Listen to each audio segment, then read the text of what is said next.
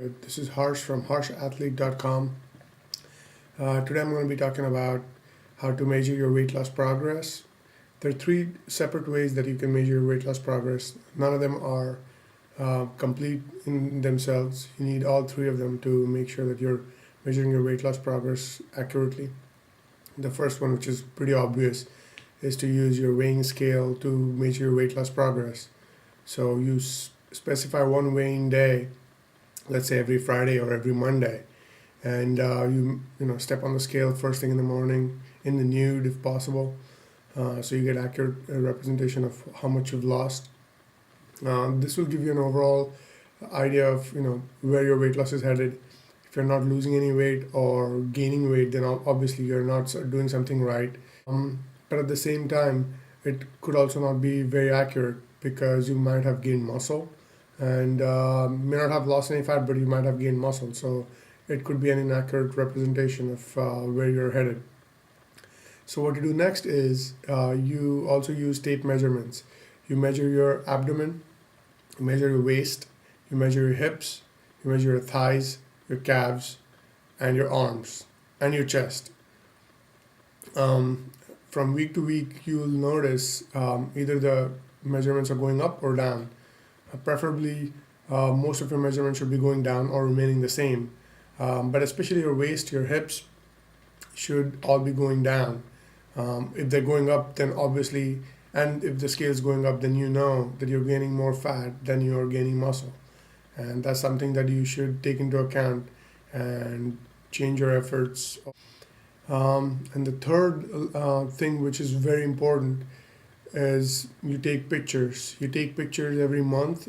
You will notice subtle differences or more differences, and might be wise to show it to someone else who can actually look at them more objectively. What happens with us is we look at ourselves in the mirror every day, so we don't see any changes. It's called familiarity blindness. So what you do is you take pictures every month. You're also taking your measurements and you're weighing yourself on a scale. These three things should help you get where you need to be in your weight loss progress. Once again, weight loss all depends on what your calorie deficit is. If you're burning 500 calories a day, that's 500 into 7, 3,500 calories, which is a pound. Now double that, which is 1,000 calories a day, you're going to lose 2 pounds a week, which is the standard for weight loss. Here are the 2 tricks that I use when I step on the scale, let's say on a Monday or a Friday. When you're getting started, it's better to weigh yourself on Saturday morning.